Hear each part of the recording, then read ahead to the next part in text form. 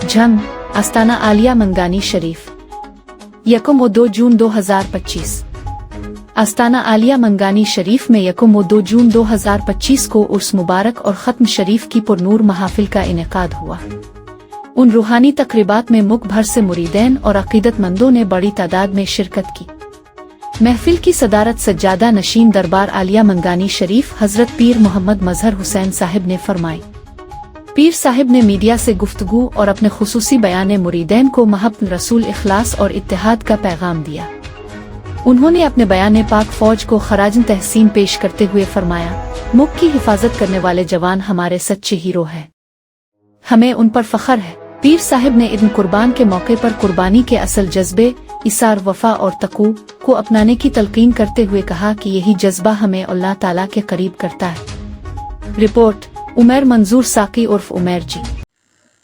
ناظرین، میں اس ٹائم موجود ہوں منگانی شریف، جہاں پر میرے ساتھ موجود ہیں پیر مظہر حسین شاہ صاحب۔ ان سے جانتے ہیں کہ مریدین کے لیے کیا خصوصی بیان ہے۔ جی السلام علیکم ورحمۃ اللہ وبرکاتہ۔ میں خادم آستانہ فقیر محمد مظہر حسین حنفی القادری بول رہا ہوں۔ خانقاہ منگانی شریف میں سال میں 2 عرس لگتے ہیں، ایک 1 جون، ایک 1 نومبر۔ 1 جون عرس سید الاولیاء وسیع رسول اللہ حضرت سیدنا مولا علی شیر خدا کرم اللہ وجہ الکریم سے منسوب ہے، اور دوسرا عرس مبارک پیران پیر محبوب سبحانی قندیل نورانی حضرت شیخ سیدنا عبد القادر جیلانی رضی اللہ تعالیٰ عنہ سے منسوب ہے۔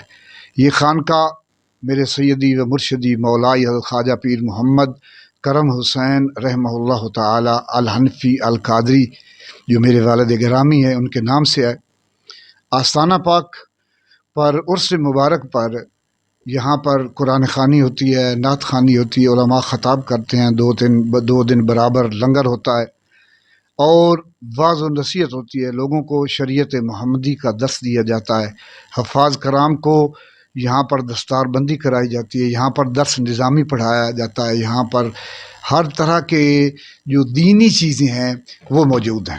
الحمدللہ عرس مبارک بڑی شان و شوکت سے لگایا جاتا ہے، اور اس عرس میں باہر کے ملکوں سے بھی لوگ تشریف لاتے ہیں، پشاور سے لے کے کراچی تک۔ اس کے علاوہ اپنا لندن ہے، اس کے علاوہ آئرلینڈ ہے، اسپین ہے، اور سعودی عرب ہے، دبئی ہے، قطر، اکثر ملکوں سے لوگ صرف عرس کی حاضری کے لیے آتے ہیں، اور پنجاب پاکستان پورے سے آتے ہیں ہزاروں کی تعداد میں دونوں عرسوں پر۔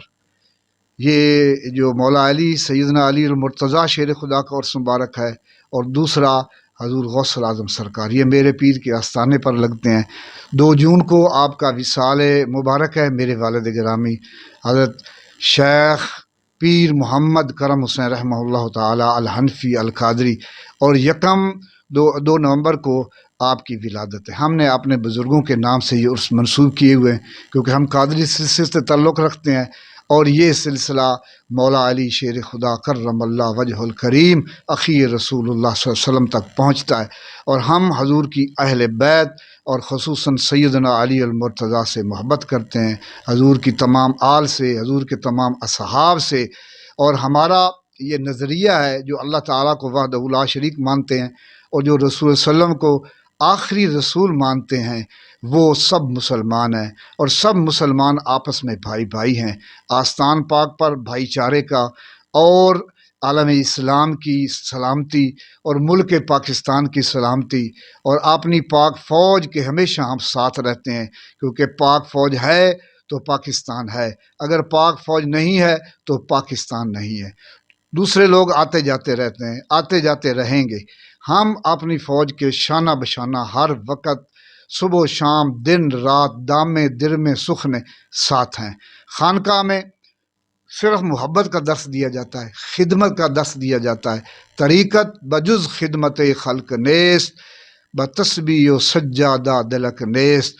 طریقت جو ہے وہ یہ خدمت کے علاوہ دوسری چیز کا نام نہیں ہے۔ یہ مصلی، یہ تسبیحیں، اور یہ بڑے بڑے جو ہزاروں تسبیح بتاتے ہیں لوگ، یہاں پر مختصر حضور کی سنت پر عمل کا کہا جاتا ہے کہ حضور کی سنت کو قائم کرو، یہی ہمارے لیے لقد کان لکم فی رسول اللہ اسوۃ حسنہ، حضور کی اسوہ حسنہ کو سامنے رکھو، اس کے مطابق آپ اپنی زندگی بسر کرو۔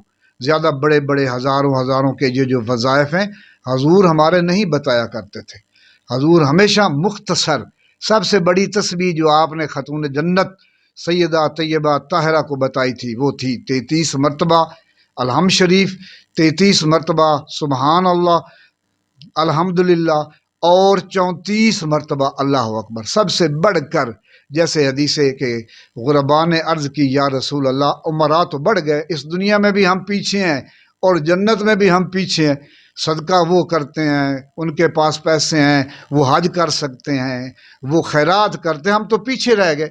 سرکار دو عالم صلی اللہ علیہ وسلم نے فرمایا اے میرے صحابہ سنو، تم 10 مرتبہ الحمدللہ، 10 مرتبہ سبحان اللہ اور 11 مرتبہ اللہ اکبر پڑھ لینا، تم سب سے پہلے جنت میں جاؤ گے۔ صحابہ کرام نے عرض کی یا رسول اللہ یہ تو ابھی امیروں کو بھی پتہ چل جائے گا اور وہ بھی یہ عمل شروع کر دیں گے، تو پھر کیا ہوگا؟ ہم تو دنیا میں بھی غریب پیچھے بیٹھے ہیں اور جنت میں بھی وہ تو ہم سے پہلے جائیں گے، کیونکہ حکم ہے سخی سب سے پہلے جنت میں داخل ہوگا۔ تو جب صحابہ نے یہ عرض کی حضور یہ فرمان تو امیروں نے بھی سن لینا ہے اور وہ بھی پڑھیں گے، تو آپ فرمایا پھر آپ لوگ اللہ کی تقدیر پر راضی ہو جاؤ، جو اس کا فیصلہ ہے وہی سب سے بہتر ہے۔ تو میرے دوستو، حضور بڑے بڑے وظائف نہیں بتایا کرتے تھے، مختصر عمل بھی مختصر، اس میں اخلاص ہونا چاہیے، اس میں نیت خالص ہونی چاہیے۔ اللہ رب العزت ہمیں ان خانقاہوں سے منسلک رکھے، یہ ہماری کامیابی کا راز ہے۔ اللہ کے بزرگوں سے ہم نسبت رکھتے ہیں، اللہ رب العزت اس نسبت کو اس جہان میں اور اگلے جہان میں بھی قائم رکھے۔ وآخر دعوانا ان الحمد للہ رب العالمین۔ جی پیر صاحب، یہ عید قربان جون سی ہے اب، اس کے بارے میں کچھ مریدین کے یہ کیا حکم ہے؟ یہ آپ کو پتہ ہے کہ صحابہ کرام نے عرض کی یا رسول اللہ صلی اللہ علیہ وسلم یہ قربانیاں کیا ہیں؟ فرمایا تمہارے باپ ابراہیم کی سنت ہے۔ فرمایا اس میں ہمارے لیے کیا ہے؟ فرمایا ایک ایک بال کے بدلے میں نیکی ہے، اور اس سے بڑھ کر عمل اس عید کے 3 دنوں میں اور کوئی عمل نہیں۔ بعض لوگ کہتے ہیں کہ قربانی کرنے کی بجائے غریبوں کو دے دو، نہیں، یہ سنت ابراہیمی ہے، اور حضور نے فرمایا قربانی موٹی تازی کرو، یہ قیامت کے دن پل صراط پر تمہاری سواریاں ہوں گی، انہیں شوق سے کرنا چاہیے۔ یہ صرف گوشت کھانے کے لیے یا رشتہ داروں کو دکھانے کے لیے نہیں ہے کہ میں نے اتنا بڑا قیمتی لیا اور یہ میں نہ، یہ اللہ کی رضا کے لیے۔ قرآن مجید میں قل ان صلاتی و نسکی و محیایا و مماتی للہ رب العالمین لا شریک لہ وبذالک امرت وانا اول المسلمین۔ تو یہ یادگار ہے حضرت ابراہیم خلیل اللہ علیہ السلام کی۔ تو آپ اللہ رب العزت نے ہمیں حضور کے صدقے میں یہ انعام دیا ہے، ہمیں شوق سے کرنی چاہیے، اللہ کی رضا کے لیے یہ قربانیاں کرنی چاہیے۔